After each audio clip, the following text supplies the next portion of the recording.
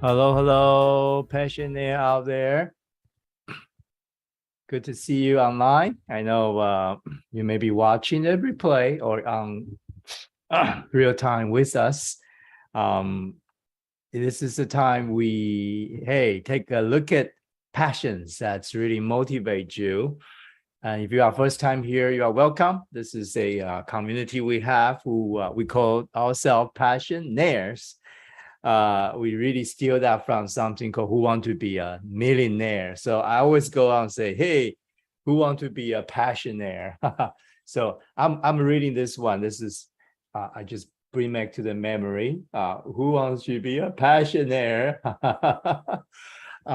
This is we run a Youth Passion Global Summit. It's a big name. Sounds like Coach K, huh? Summer 2017. And I'm going to share a little story from this particular summit we have in a very remote part of China, which it doesn't speak Mandarin, doesn't speak Chinese. It's just out there. We love it. It's a beautiful place. We run a camp.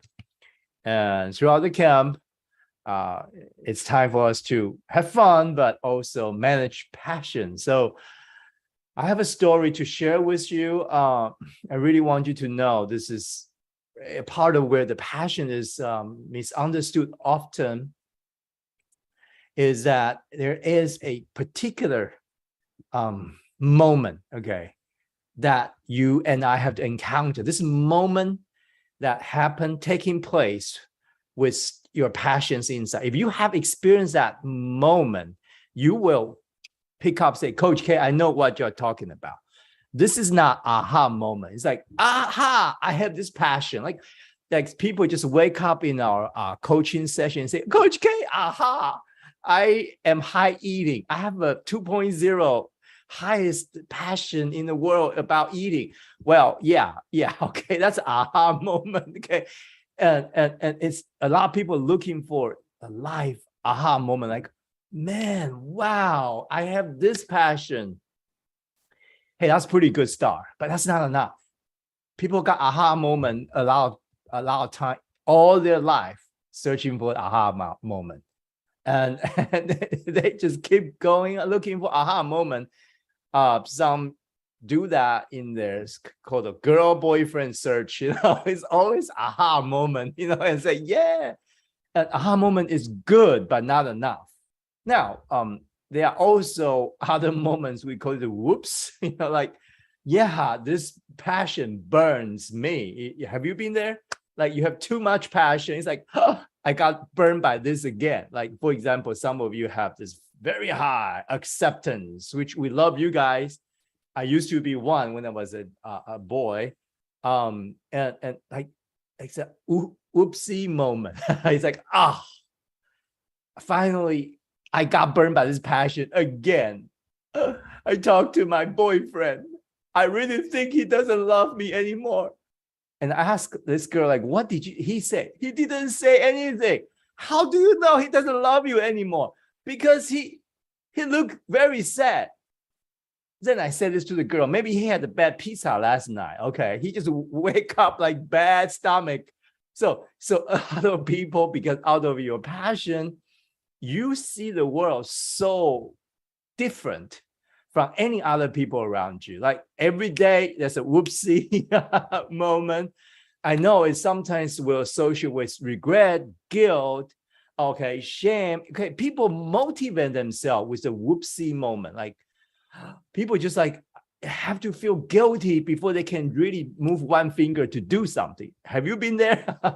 Have you lived with someone like that? Like they had to be like whoopsie many times, and then they finally guilty enough to do something, or feel shamed enough to do something, or feel regret enough to do something. So, hey, that's a way to motivate, but that's really not the best way. That's just, all right. So, oopsie moment cannot motivate you. All right.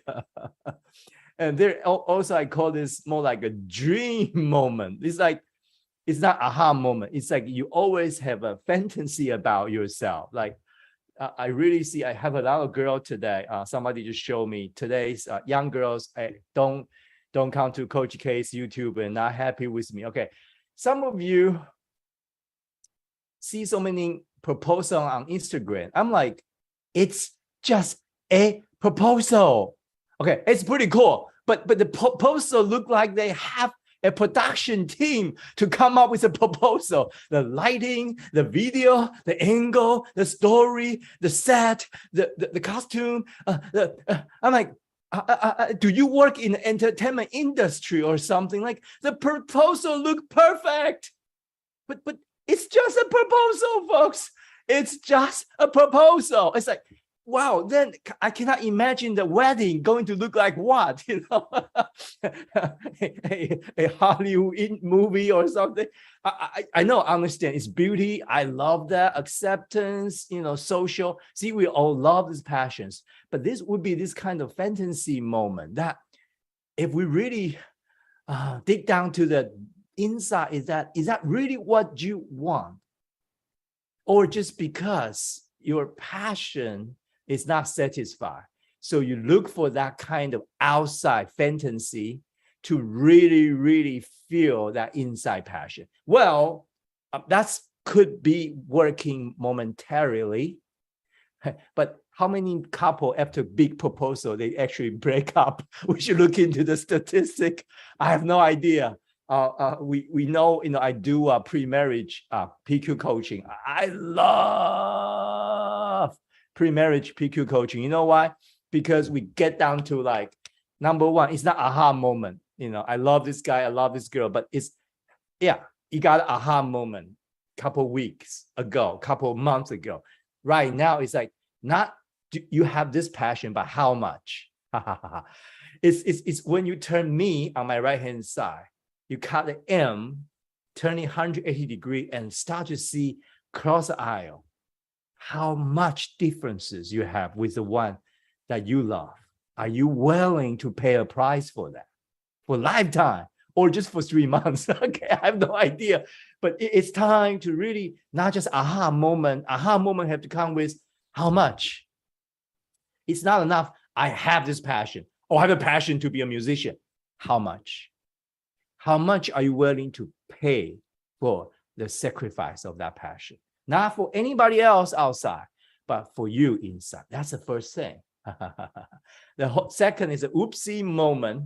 Are you able to get out of guilt and shame and all this regret and finally come to a mindset, say, hey, wow, I don't need all this kind of boost, or maybe that's your family. That's how your culture try to motivate you. Are you able to step out of that, you know, me inside you and start to actually not to be bound by like people's expectation of you and start to say what I need to do inside. And number three, when we face a fantasy dream moment, are you able to see that the outside dream fantasy will never satisfy you? I guarantee you that. That's why the richest man in the world, not the happiest man. The most beautiful girl in the world, usually not the happiest girl in the world. You can look outside. Seriously, I have a lot of friends who are, I know some YouTubers, successful YouTubers. I'm not one, but I know them. They all need medicines, depression medicine. A lot of them just a lot of the video gamers look very, very fantastic online and they have millions and millions of followers, but when they are alone, the fantasy world doesn't sustain it.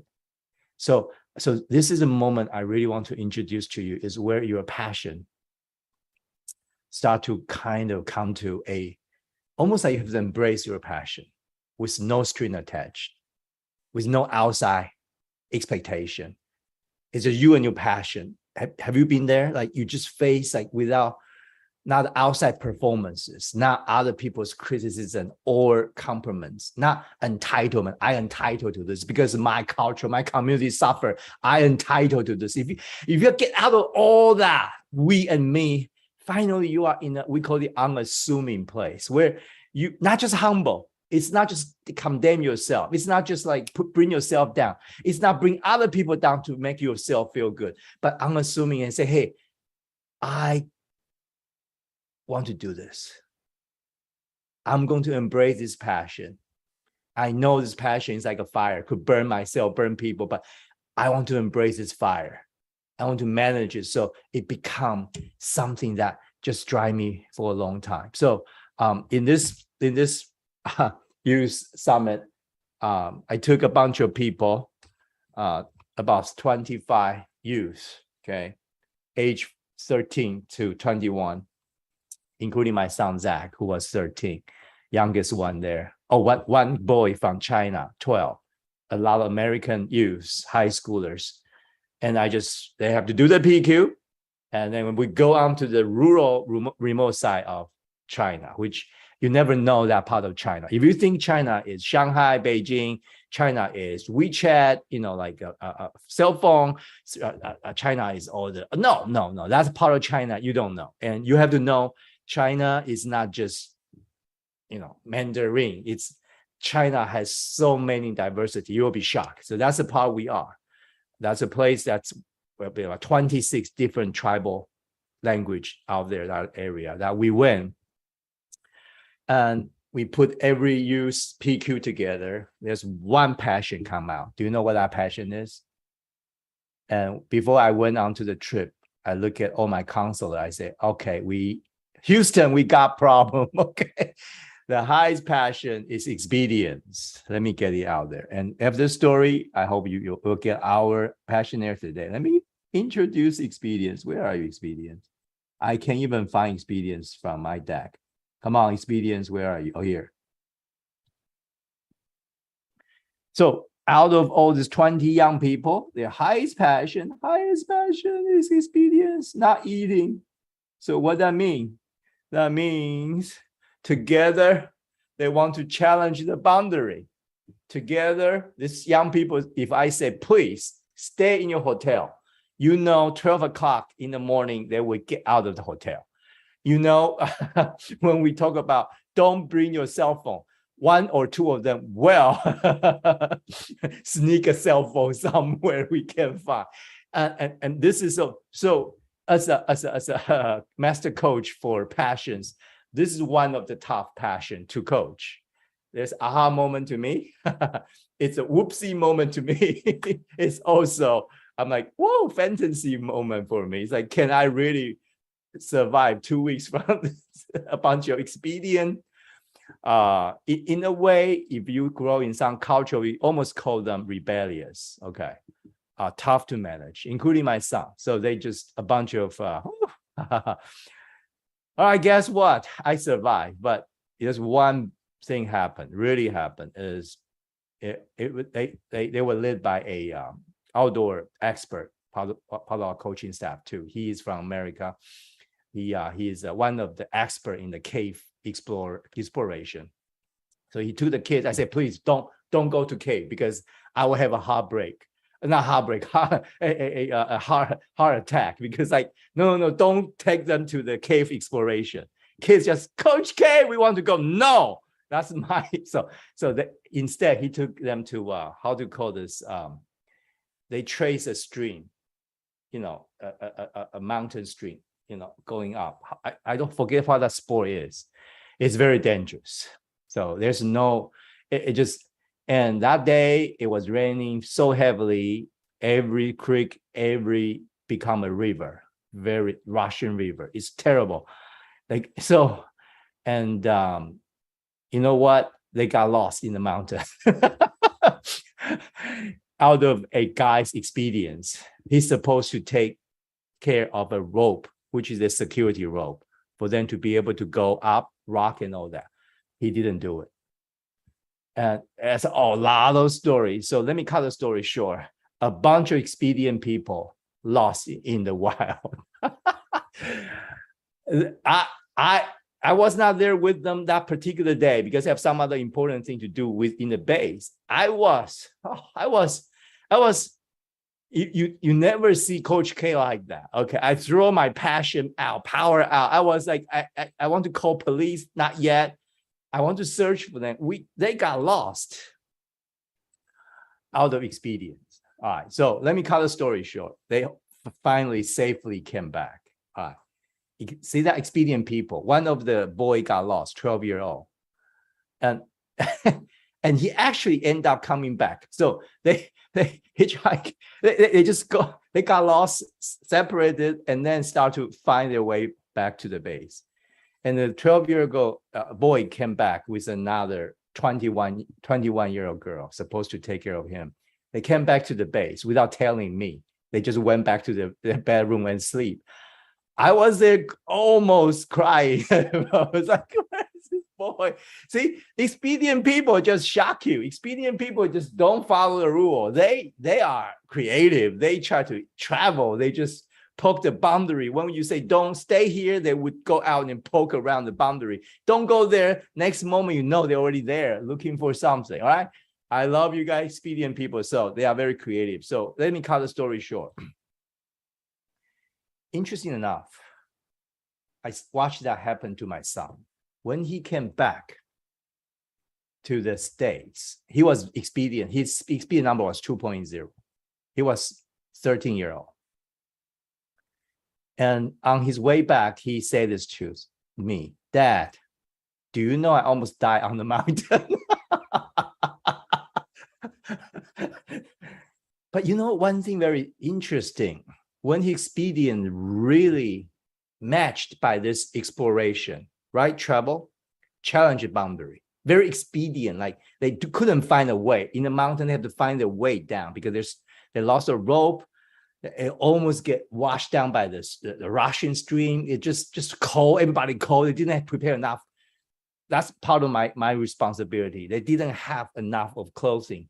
So it's very dangerous. They didn't have a cell phone, no reception anyway. So parents, if you want your kids, don't play video game, come with us. There's nothing they can do. There's just no way, nothing, no reception. No, after 8 hours, they don't even have a place to charge their battery. So you will love that. There's no video game up there. Okay. They themselves are video games. Okay. And then my son told me, Dad, do you know I almost died? I just smiled. But you know, when he came back, he started to know how to manage expedience. You know why? Because he know expedience, he has to pay for the price for expedience. You see that? The whole team paid the price for a person's expedience. He started to see like how that could impact everybody else around that person. So he came back from 2.0 expedience. He used expedience to other things instead of just challenge. Just to see that I just watched that happen before my eyes. He's still coachable age of 13, but if he could have stayed in America, he would never experience anything like that much of adventures and experience and travel and danger. And so he's able to, so that's a moment. It's more than aha moment. It's more than just regret. I mean, the oopsie moment. Yeah, it's a oopsie moment. That's okay. That's a precious window to teach, to coach expedient people or any passion when oopsie happens, when people make mistake. And finally, fantasy about, a bunch of young people go out there, live in the wild. That's a wonderful thing. No boundary, no school, no schedule. Well, hey, still, they need a schedule. They need things, a system to get them safely back to the base. I watch my son, Zachary, after this group, just become a different man. Suddenly, his experience is well managed, and is one of our coach, outdoor experts. So I want you to know that's why we say passion is something that I really want young people, especially particular, to have a chance to embrace your passion. All right. Today we have, do we have our, no? All right. Hey, so well, that's a story. So we're supposed to have a visitor today, but that's all right. She okay. So we'll keep it short today, but all of our, if online people, you are with me, you could type your question. For next week, I will be on vacation. Yeah. So we don't have a live on Thursday. thank you guys staying with us. All right, this is our attempt this year to really put up something every week, so we are able to give people who want to be coached but not really go through the regular system, so we can really open up to anyone who want to really try and talk to us. So this is our try, and we record it. We get everybody's permission to put this online. So and then we can help our passion community that we are building right now. So if you have a friend, you have someone, your boyfriend, no I'm kidding, your girlfriend, who want to go through this with us, there is on the YouTube, the channel down there, there's a link. You can sign up, and then you will get a free PQ. That means passion assessment. You'll get that free from us. Then we would use that data, benchmark against the global data. So there will be a number come out, a profile. It's very unique profile. When I say unique, it is unique. It's like 1 out of 200 billion possibilities. So it's a profiling. It's something very unique, and it's not just American. It's actually global leaders, different age group. It's one of the largest passion data. So that's why originally it has to we had to pay the data and all that. But now if you come on live on Thursday, hey, you got that free. And then I will not show your data to anybody. I'll just look at my phone with your data, and any question you ask, relationship, career, we use this coach thousands of people. So it's really almost like a global positioning map where your passion is. So we are able to hey, Coach K, what do you think about this? So we'll have a chance to sit on the sideline and say, yeah, so it will be something strategized with you. Hopefully some of you will have that aha moment combined with how much I have to pay. I hope some of you have the whoopsie moment, have a new story, new narrative about the whoopsie. Then you are able to face that failure or potential failure down the road with a very different mentality, and also hopefully to help you to really break through those fantasies moment, like, I need to have this to call it love. No, you don't need a fancy thing. But so okay, so let's see, is there any Q&A already or from our folks? Let's see. Let me look at the chat. Okay, so yeah, as I mentioned this story, if someone cannot travel, for example, pandemic and COVID, you can, like some of the young moms with little kids, babies, you can travel. Yeah.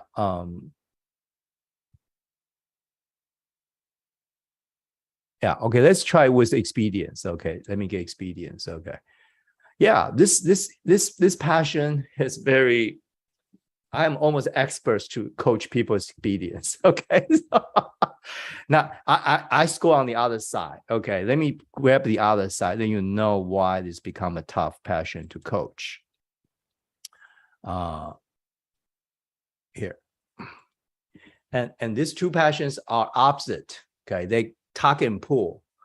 And experience is a passion that is one sentence to describe it, is basically out of box thinker.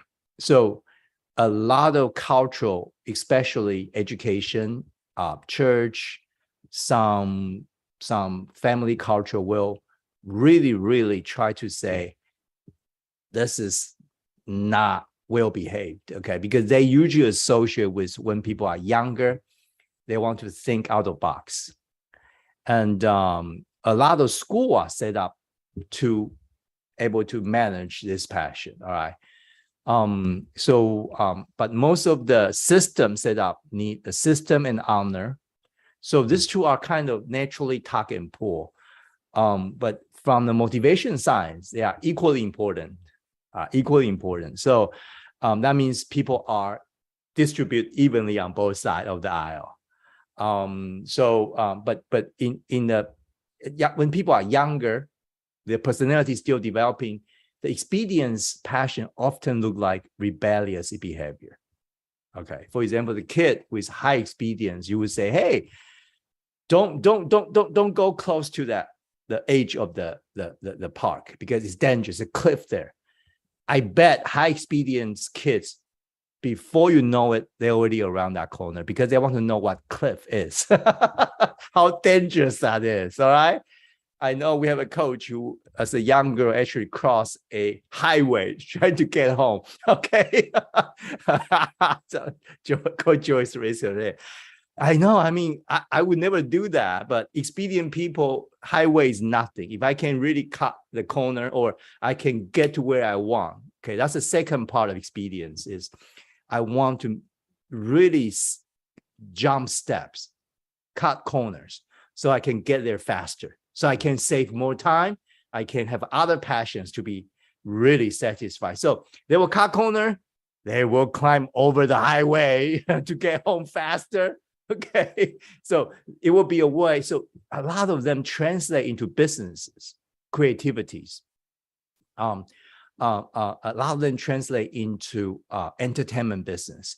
So they cannot repeat. They don't like anything repeating itself, stale. So they want something new every day. Okay, that's why traveling is something they love. So that's a legit passion because you find this kind of people when they grow older, their life getting better because they are less restricted by the system they need. Yes, young people still need a certain age, age 12, 6 to 12 need. That's what elementary school is. Give them a system.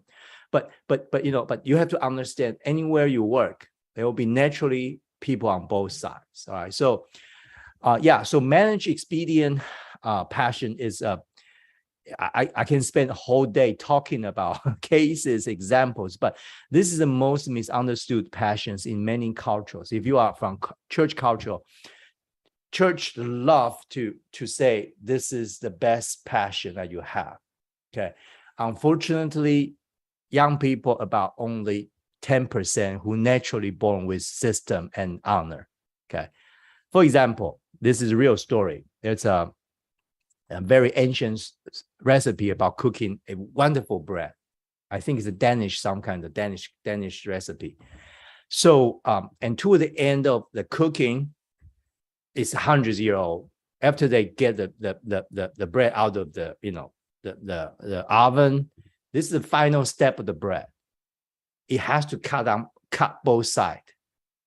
Okay. And then before they put it in the oven, you have to cut both sides of the bread and put it. Nobody can explain why. So that recipe out of system honor get respected for 100 years. Okay. And then there's a modern way they dig into why before they put in the oven to bake, that bread has to cut on both sides. They couldn't figure out is a moisture issue. Is that better for? They have no idea what that is. And they dig into history. Do you know what happened? Because 100 years ago, the oven is small. So you got to cut the both ends to fit in. That's it. There's nothing fancy. So now the recipe has kept people doing that. If you don't do that, it's not our brand. It's not our system. Okay. And now the oven's bigger. Should we change that step? Oh, no. We have been doing this for 100 years. Okay. You have to be careful. I'm not saying this is not good. I'm just saying that step should be discussed. You want to keep it? I respect your honor passion. If you don't want to cut it because your oven is bigger, yeah, fine. I think the bread will be the same. Okay. It won't affect the recipe. But see, that's what the both sides of the aisle, you have to understand. So when honor, a lot of girls brought up honor, maybe not their natural, and then they marry expedient boy. When they are dating, it's beautiful. I'm a very, very reserved girl. My boyfriend's so expedient, so creative. But when they got married, it's very different. They will fight over stuff like that. Should the bread be cut on both sides? No, my grandmother said it should be cut that way. You should cook my way. So I really have a man making this mistake. I was very lucky. Somebody told me I see the newlywed husband say this, you should cook this like how my mom cook it. Don't say that. That's terrible. Okay. Never go that route. Like, oh, you should get the recipe by my mom. No, don't go there. You can see that's eating, honor. All right. So I didn't make that mistake, luckily. All right. So so I want you to know this is really where it get very tough. Schools are mostly set up to have a system, which rightfully so. Because yes, I'm not saying expedient people don't need system, but just as I explained about this expedient trip, the way to educate them, help them, is to give them an extreme expedient experience. But of course, you still need to protect them. I didn't do a good job. I should thought through this. Like a bunch of high expedient people out there, they will challenge the boundary. I could done better as a leader, but that's what I can do most. So we almost have to risk with them so that they are able to face that limitation where the expedient can bring them. And then should realize at a certain point, they will feel safe to honor system. Once they get to that point that their expedients need help, they are able to from inside out to say, I know my expedience. And they start to find activity to match that expedient. And once they match, they can relax that passion. Keyword is relax, and start to not to be experienced in everything they do. That's when they start to work with system very well. So that means every school need to some have experience activity. My high school used to do this is 5K mountain running or swimming across a river.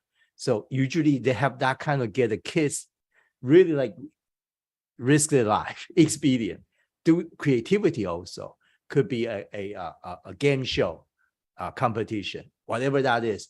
Give them some outlet so that, but don't do it just last day of their graduation. Do it, really sparingly across the semester so they have something that will help them. All right. So very good. Let me look at the chat. Yeah. So if you can traveling is not the only way to. It's a very, very good way. I mean, expedient people often love to go to a new place to see new people. All right. So it's about have a almost like a challenge that you need to be more expedient than their experience. So that's why I always say, be that person and lead them there. That's very important. If you are not get the young people who are like that, coach the young people and lead them. So a lot of our coaches are high expedient. I'm very proud of you guys, right? So we have a lot of coaches, they are high expedient, but this well managed. So you can talk to them. It will be very good to learn from them their way to do it without, if they cannot travel, what do you do? Okay, very good. Yeah, so the boundary. Let's talk about boundary. Okay. Now, for expedient people, they actually know they need boundary. That's why they are looking for boundary. They are not just challenge it. They are looking for the boundary they are willing to live for all their life. Let me give you the differences. People naturally born with honor and system, they love to be given boundaries. So they love to be given boundaries. So they, in a way, they feel safe that way. They feel they will honor that boundary given by them, someone they respect. Okay, someone they so still it's not just a system, it's who give it to them. It's the same way to expedient people. Often they are looking for a boundary they are able to keep with them all their life, but they never get a guidance. Or the people they're supposed to respect and people supposed to trust actually wounded them or hurt them. So that's why they are not challenging boundary. A lot of them are challenge that person. So you have to say the boundary is not set by a system or a rule. The boundary is set by a person's passion. So for the expedient people, it's very, very clear they have to trust the person who set the boundary. Let me try that one more time. In that particular trip, all the young people, we meet up every Friday for a year. So they trust me and they trust the counselor in the camp. Okay, so they trust each other too. So in that group, we are able to risk a little bit more. Does that make sense? It's not just a bunch of people just, let's go drink, let's go push the button. No, that's different. So you need to build relationship first. So we have the boundary relies on personal trust. So expedient people, if you have that personal trust, they are able to trust you or the group. That's time for them to really to start to experience a little bit more challenging the boundary. So, and that's where they will fall back. When they fail, they have someone they can talk to. So these are all like, stories. I have tons of stories. So, but I will use that journey, that particular, I still remember that day. I was sitting there with my wife and we were praying because like, where are the kids? Where are the kids?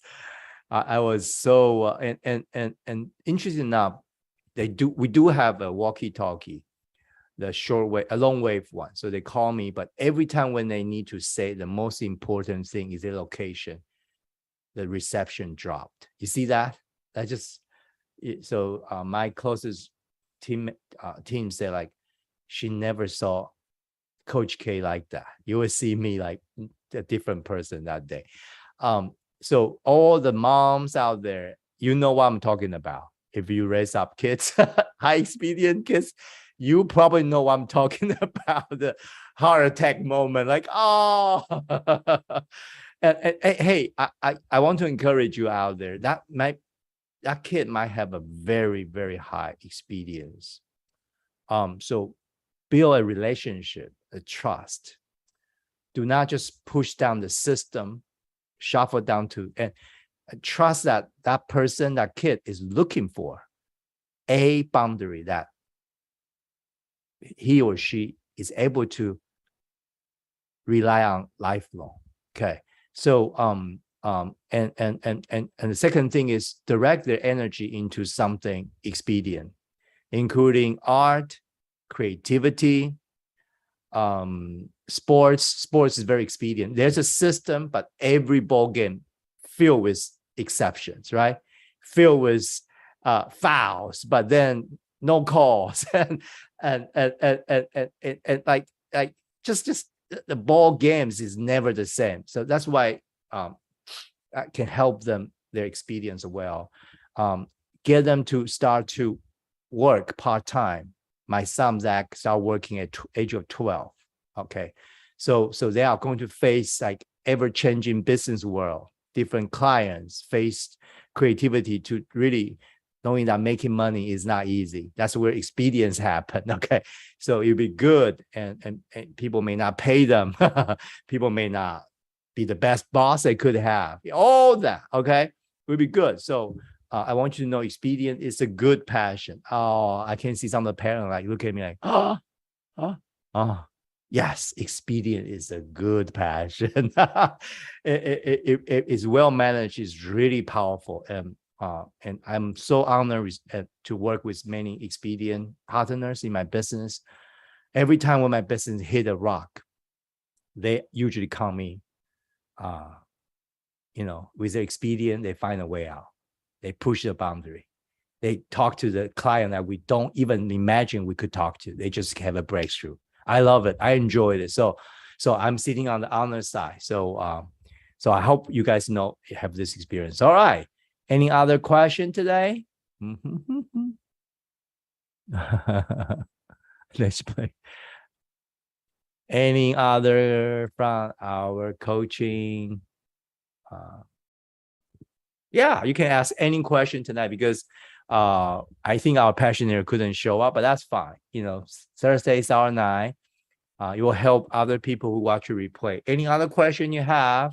Relationship, not even related to passion, you can ask on Thursday night. Yeah. Honor boss. Yeah, that's a hard. So we have a question here. How can high honor parents high honor parents. Interesting enough, you will be shocked. Many parents talk like honor parent, teach like honor parent, discipline like honor parent, but when they are not a parent, they are expedient people themselves. So it's very funny. Work with expedient kids, how to manage the honor. Yeah, parent here, kids here. Well, that's really statistically, that's exactly what happened in many families. Teachers here, principal here, educator here, trainer here, but expedient people here. Whew, that's well, that's why we are here, folks. It's a good question. Like how do they work across the aisle? Now, even politics, you can see one party usually take honor position. You see that? And another party, opposing party, usually take expedient position. So this is called themselves conservative, progressive. You know, you could see this kind of, I wouldn't just put it like one car in the middle, but you can see that's how people really on the nutshell look at politics. Unfortunately, that's not right. Across the spectrum, there are many different positions from -2 to +2. So I want to know it's not just I'm honor, I'm expedient, we fight. No. It's about how much differences. Could be both on the expedient side, but just parents is less expedient, or both on. So I want you to know, number one, don't have this kind of, always black and white. If you are not my friend, you are my enemy. No, it's not like that. Okay. So I want that to be. Number two would be, we have to come to realization, like how much difference. So I have seen couples who are heaven and earth difference in this too.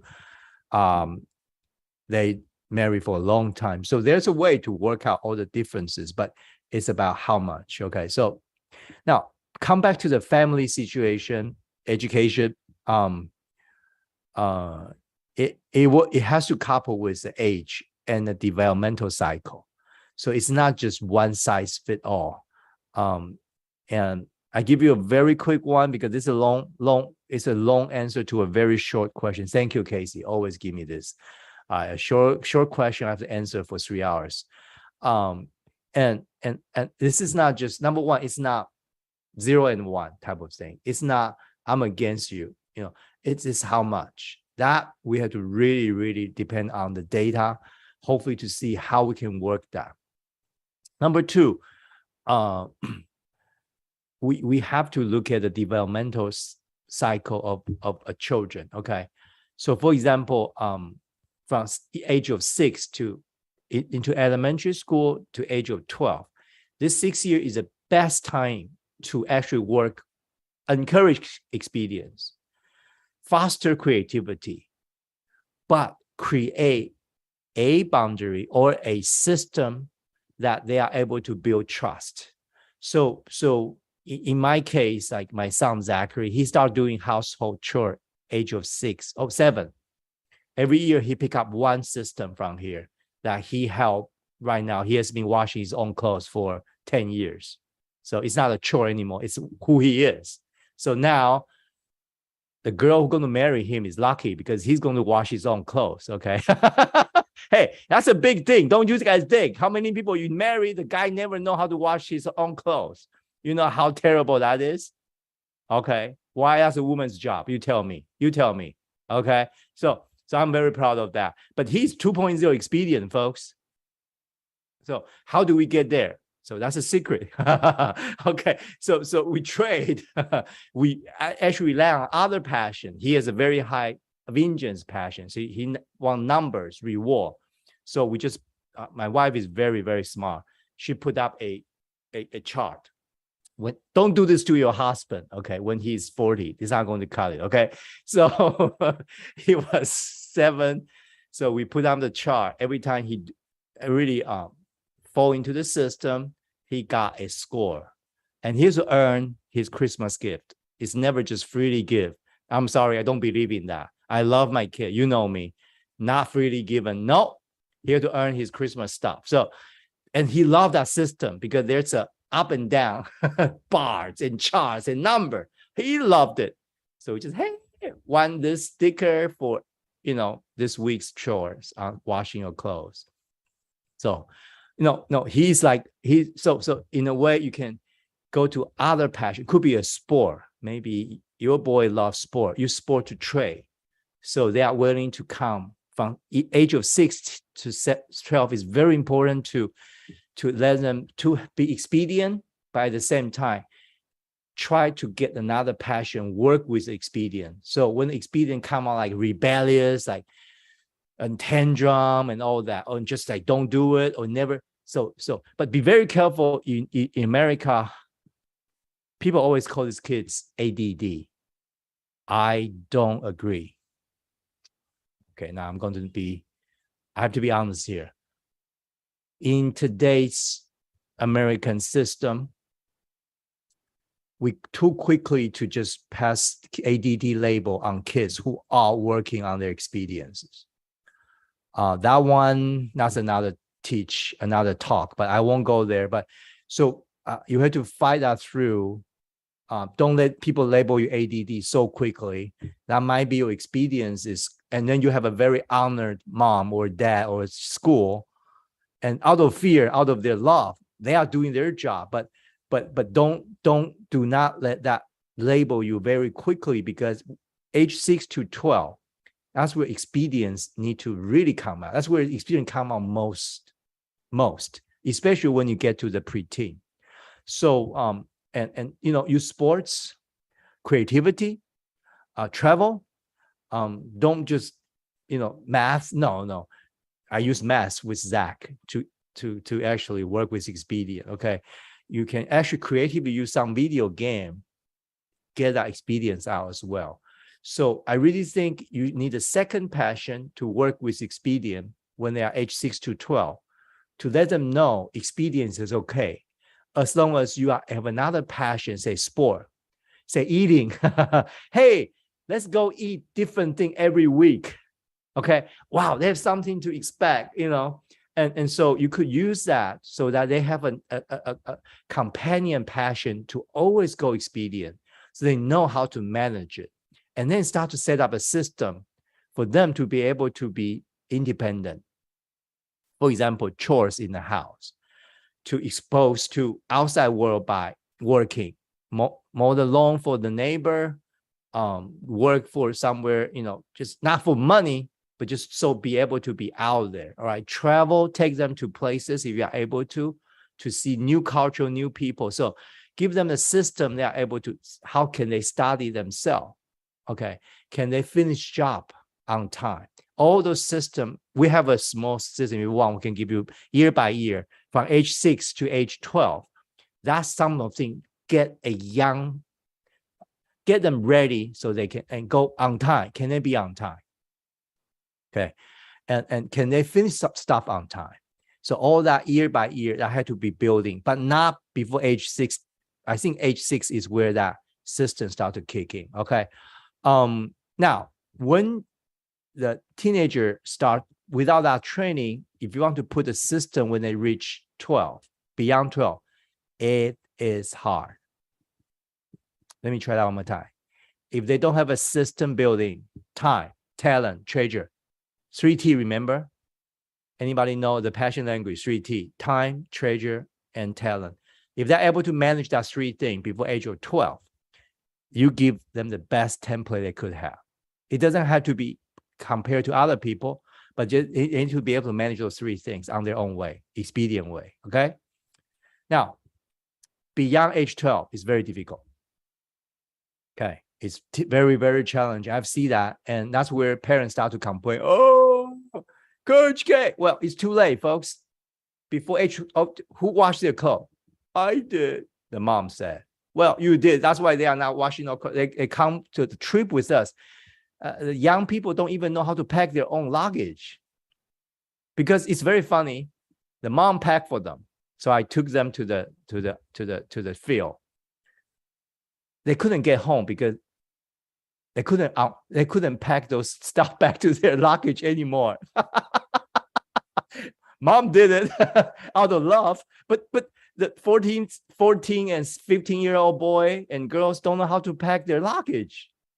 Coach K, can you help me? No. Figure it out. If you can't bring it home, leave it. Give it to the local people. Give it to the local people. Why do you need so many stuff? Like your mom pack only. It's a mom pack only.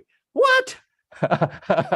So, okay. So you see, I mean, so then the mom and come to me and say, Coach K, well, hey, if you don't train them before age 12, now you have to be with them all your life.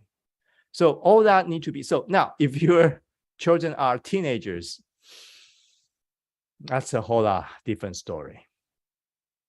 As a parent, you almost have to engage a community around you to help. If your kids need manage their expedient, you cannot do it alone.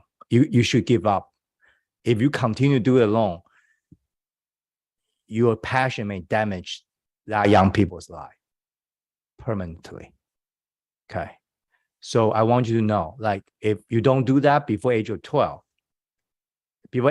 some of you say, oh, some of you just like, they have to learn maths, piano, violin, sports. Please stop. Okay. If they want to learn this, the best learning time, it doesn't have to be that young. Okay. Now, so beyond age 12, from developmental cycle, they need friends. They need peer group. They need outside parents, mentor, almost like idol. If you don't have that, they are going to learn that from Instagram, from YouTube, from gaming and all that. So that's the second part of cycle. That's where community become very, very crucial. Age of 12 and beyond. All right. So hopefully to give you a little bit of that. Now, let me look at so now the discussion here. Let me look at it. Yeah. Okay. You are exactly right. Some of the coach say that's why I'm bad at cooking, because I didn't start cooking before age of 12. Yes, exactly right. Okay. And Zach has to learn at least cook egg, stir fry. So he has to survive even we are not home before age of 12.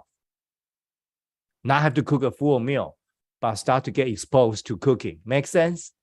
Get hands dirty, cutting meat, get the egg messy, bakery, anything. Seriously. So and so now Zach in this summer, in the morning, he made breakfast for me. Hey, that's pretty cool summer for me, right? He made breakfast for me and my wife, 17-year-old, high schooler. I love it. So Casey, you will be fine. Once you get married, you know what I'm talking about. Okay. So the next thing expedient going to get alive is when young people start to in a romantic age. Hormone and like boy girlfriend thing. That's where expedient thing will kick in. That's the number 3 coaching window. So I say this, a lot of parents just like, huh? Now, expedient people usually, if there's no parallel activity, they will get into dating early. A lot of them, very early, because of the boundary. So a lot of parents say, don't date when you are in high school. Next thing you know, they start dating already. Okay, so don't say that. So I also, parents, educators, please believe me. That whatever you don't want them to do, don't say it. Like, don't say like, you shall not dating when you are in high school. Expedient people take that as a please go dating. They will in their minds like, please go dating. So you have to understand this. Like, so the honor parents, the way you just say boundary, it's not your words. Okay. So that's what I learned. I beat around the bush. This is what I say. Hey, let's watch a show, young people dating. And what do you think? What do you think? Any of your friends dating? Hey, what do you think? So you kind of beat around the bush. You don't show the boundary, but you beat around the bush to say, hey, what do you think? So you have to know they are independent thinkers. They already think a long time before they take that action. So let them think with you. Let them iterate that with you. Let them imagine with you. So you are in that process. I would beat around the bush like, yeah, what do you think? Hey, Zach, anybody dating you at school? Yeah, what do you think? So I never say you cannot date in high school. I never say that sentence. Never in my house. Because I know my son is 2.0 experience. If I say that, it's a green light. You go date. So you have to understand, beat around the bush. Let them know you care. Let them know they can trust you, even they make mistake. And you beat around the bush, they will find a way out. Even they make mistake, they will come back to you. All right. So beat around the bush. So if you have a so that's number 3 window is dating. Okay, that's expedient people will go ahead of other people. That's what happened. That's why I have so many romantic movie out there. Usually stirred up by expedience, right? Challenge the boundary. You cannot marry that girl. Next moment, you know it, they are dating. Okay, so right, so that's exactly what happened. And number 3, another window for expedient to really, really come out usually happen. You will be shocked. The first job. Okay, that expedient people, their first job, always their worst job. Let me try that one time. Expedient people, if they are not well managed their passion, their first job always feel tougher than any other people. Okay, because they are looking for the expedient job, which is really come rare. Okay, so so we have to help them heavily on their first job. So they will get frustrated. They will feel not fulfilled. They will feel 9 to 5. They will feel like too much system, too much the bosses. So they will go all that. But that's where you have to be unassuming. Don't say, oh, you shouldn't quit. Then they will quit next day. Okay. And you have to beat around the bush to really know what they are thinking. So, and this is very important. And now the final window that's usually very dangerous. Hear me out, please. Is a midlife crisis. That happened to many couples. No, seriously. I know some of you are laughing. You are not there yet. I have coached so many couples. The marriage start to falling apart because one of them tried to find a lifestyle to fulfill expedience. Unfortunately, I don't know how to describe it. Now used to be just men, right? Now I find a lot of women, especially in a culture that's very suppressing, like use a system to suppress people, motivate people. I read some of the Japanese sociology report.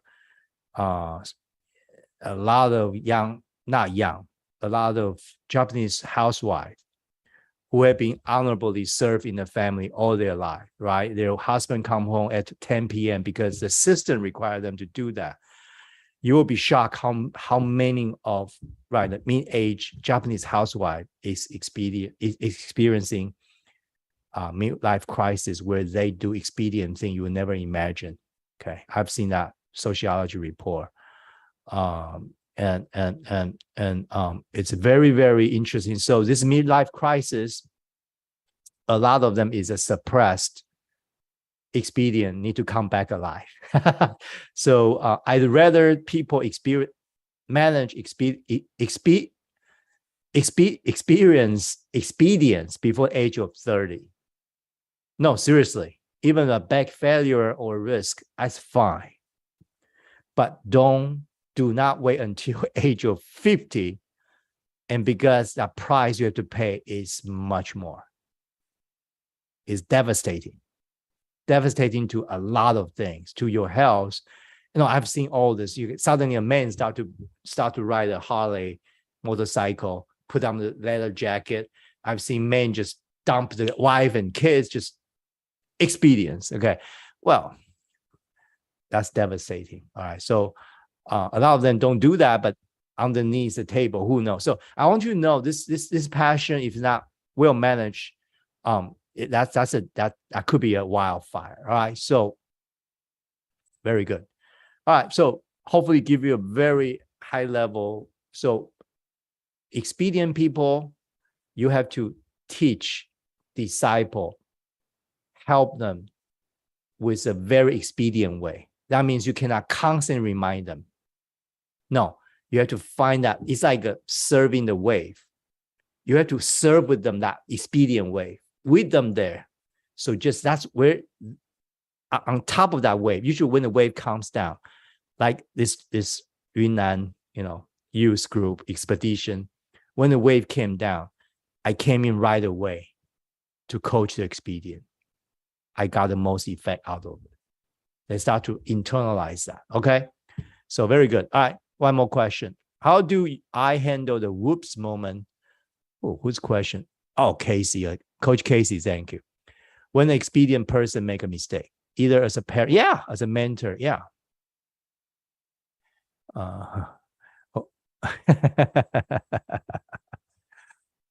Oh, yeah. The whoops moment. Unfortunately, expedient people need, generally speaking, I give you the statistic. Listen carefully, all right? Honor guys and people need one whoops moment to learn a lesson. Just one, because they are honor people. One lesson, they will be good enough to learn.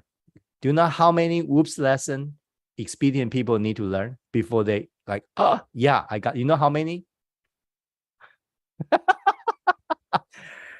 Depending on expedient level, it count minimally 3 to 1. A lot of them have to be 10 to 1. So they have to go 10 times to really, no, I'm serious. So that,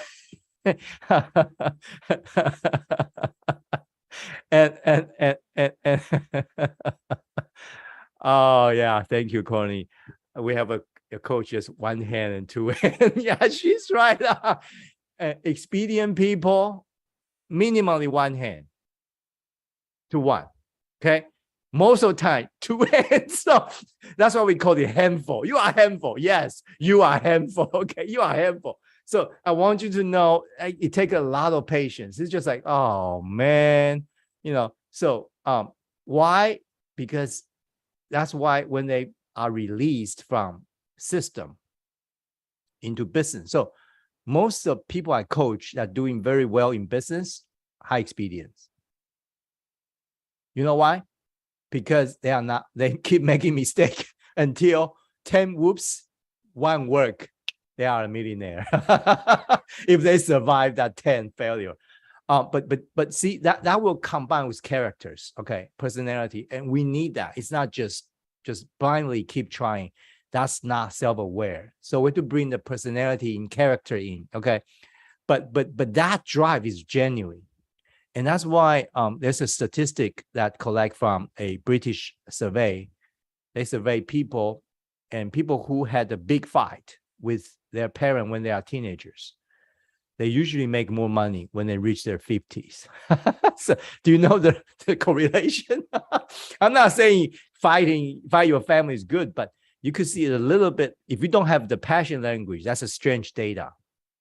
Don't you think that people who follow parents' direction, assistants, should make more money? No. In fact, people who actually have more fight, that's what the surveys, like, did you fight your mom and parent all the time when you are youth? The higher the number, it has a proportional correlation with their money when they reach 50. Well, I mean, parents, I hate to break this news to you, but that's what the statistics shows. And if I don't know experience, I would never be able to interpret this data. But now I'm able to. I know them. I coach them. So they actually need mess up many times to find their way. I know some of you like, oh, Coach Gay. Well, that's what happened. Expedient people, I love you. I coach all of you. My son is one. So he's lucky I coach expedient well. Okay. So now that's his now lead passion. He go vengeance, so he run cross country. So, but now his experience was one time 2.0. So, and that growth is powerful. That growth is what passion is powerful. So I want you to know, if you're high experience, if you want to be led by experience, you and I need to talk. That's a very different lifestyle. Are you willing to pay for that price? Yeah, I know people all their life led by experience, but then we have to talk how to have that life. Are you willing to pay for that price? If not, you have to find a companion passion that can help you manage your experience and see at the moment you may say experience is not my lead passion. That moment will help you big time. All right. And young people need to have that moment to like, oh, experience, but a lot of patience. So the Bible says love is patient. I joke about it's because we have 50% people, expedient people out there. Woo! All right, good. Yeah, another good question. What passions can significant highlight influence experience? I give you a couple of them. When they couple together experience, it's very challenging to manage. Number one is acceptance. Acceptance usual suspect, you couple expedient acceptance, what's going to happen?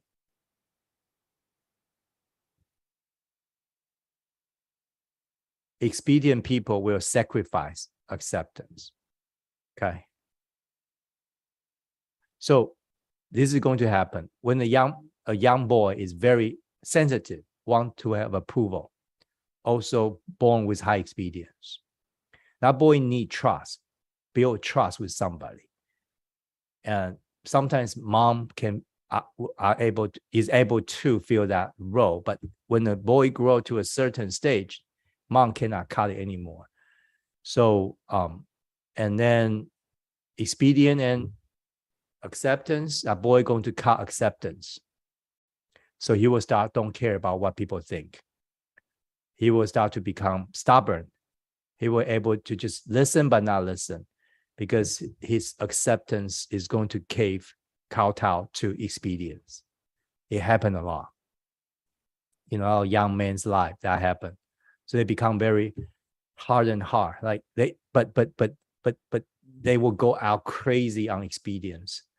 But then when they score acceptance, a lot of time look low, but it's not real. Okay. So, but that one, that these two coupled together when they were younger is very tough. Okay. And that boy would come out very expedient. Okay. Then you had to use high power and all other things to just suppress him so he can behave. That's usually not healthy. All right. If you know anybody out there, that's one possibility. I can't give you all that, but acceptance and expedient, I would really coach that person acceptance first before expedient. So I'll let expedient go for a season, for a year or two. Almost like he failed school. He didn't go almost to a point like that. But I like to work with that kid, young people's acceptance first to stabilize it before coming back to expedience. So I give you a couple of this kind of coaching little tips. Many of them case by case. So it's not now the expedience, the second one that will really impact it is beauty. You'll be shocked because it's the same beauty because a lot of people have high beauty, but they don't know how to express it. And they may grow up in a household and culture that really look down on beauty or elevate beauty to a point. So a lot of them with high beauty actually transfer that pure beauty passion. If not encouraged and coached younger, will transfer that to experience. Unfortunately, they just want to be different.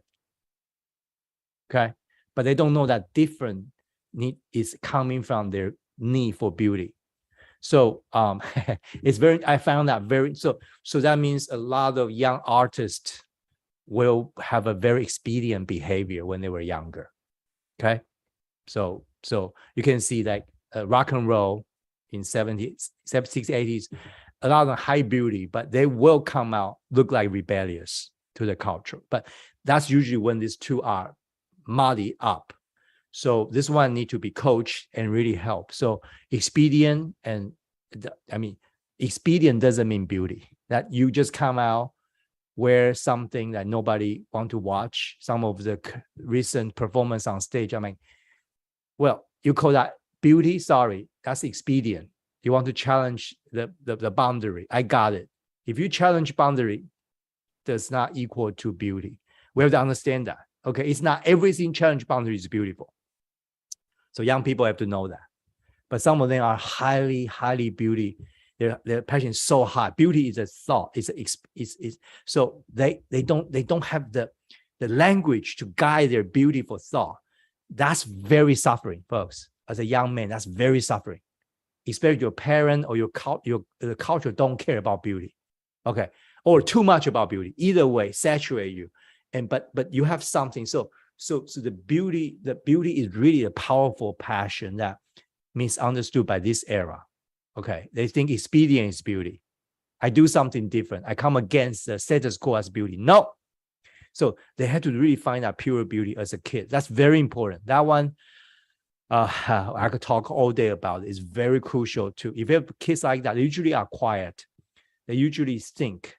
They are thinker as a kid. They usually are a little bit tentative. They sometimes act a little bit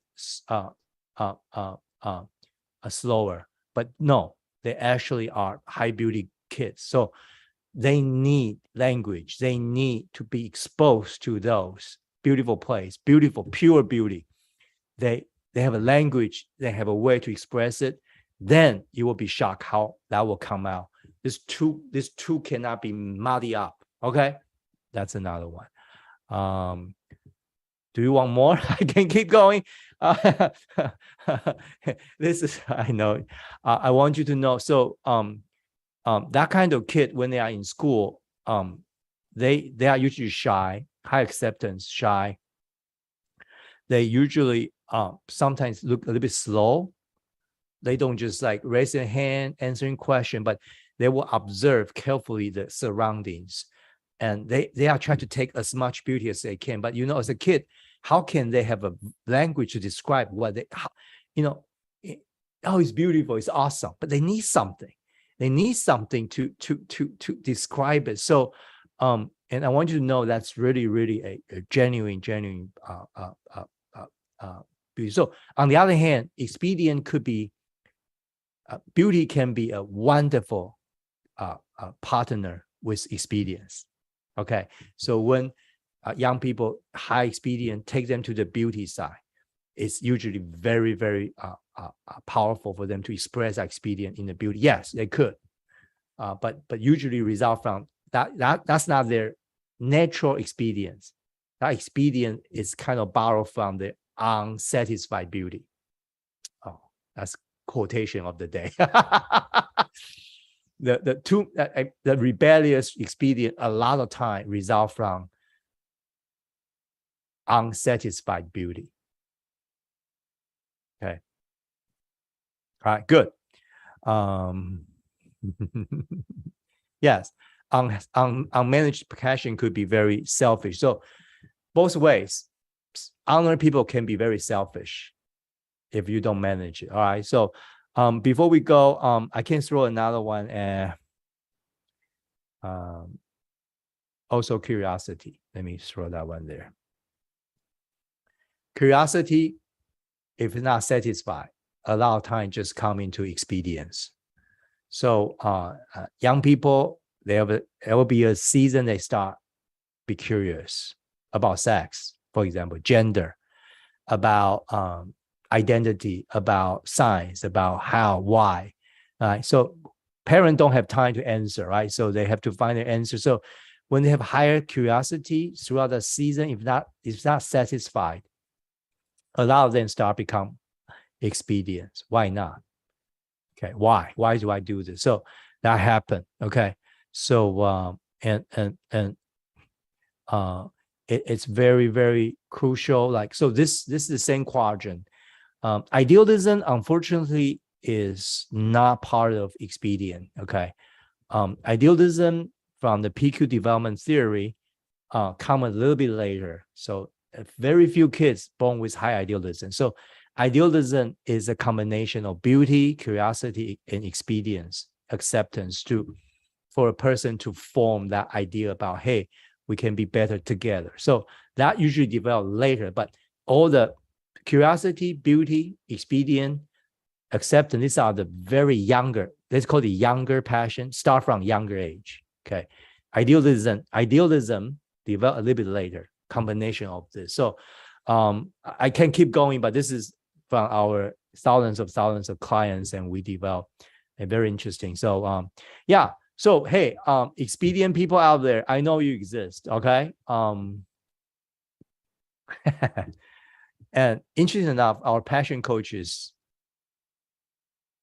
most of the younger ones are high experience. It's very interesting. I have data, so I can show you. Hey, church people out there, okay, all the pastors, ministers, I love you guys. I'm one of you. But you will be shocked. Today, globally, church are honor people on the leadership side, on the mentor side, on the pastor side. But young people, most of them on this side, expedient. So this is our number one church issue, like how an honor church is able to work with expedient young people. That I summarized in one sentence. Let me try one more time. How an honor church, we know this, a system.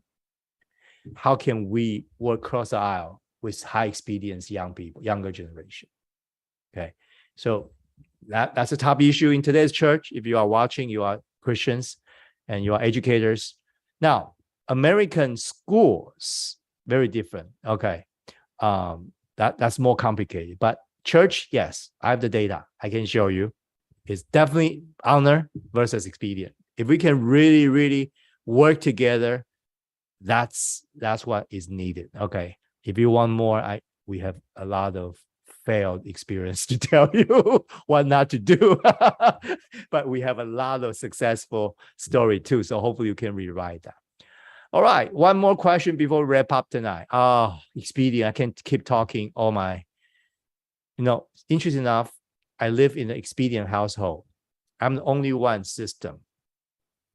I have a 2.0 son, my wife, very high expedient. So you don't know how at the beginning how terrible that life is. And my mother-in-law, who used to live with us, also high expedience. My mother-in-law in her 70s, when she went to buy a new clothes, she chose color orange. You know how expedient she is. She's 70. It's a bright orange color. And she walked home with that bright orange outfit. I say, Mom, you blind my eyes. You know what she said to me? She said, son, it's your eye, not my eyes. I don't wear it to please you. So she picked the most expedient color you can get. So I live in an expedient household. I lead a very expedient church. My business are filled with expedient people. So I love you guys, although I on the honor side. So all the honor people out there, would you please hear me? I know your honor is a training, is a character. It's wonderful that you are on this side of the aisle. I know, but I'm with you. But can I give you that from the bottom of my heart? There are expedient people out there that they exist. They are the big part of us.